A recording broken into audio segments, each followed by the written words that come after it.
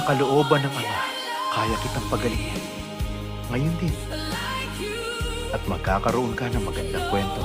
Papa, may gumagawa ka ng himala. Magandang patotoo yun.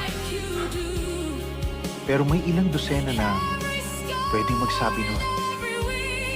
Pero isipin mo yung kwentong meron ka, lalo na sa paglalakbay na darating.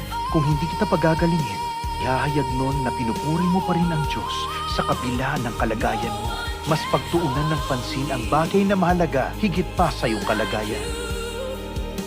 Para ipakita sa mga tao na kaya mong pagtiisan ang paghihirap mo dito sa mundo dahil alam mong sa buhay na walang hanggan, wala ng paghihirap.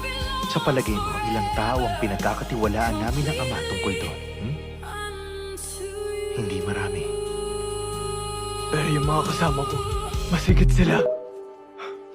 Masigit silang Hindi ko alam, mas malakas.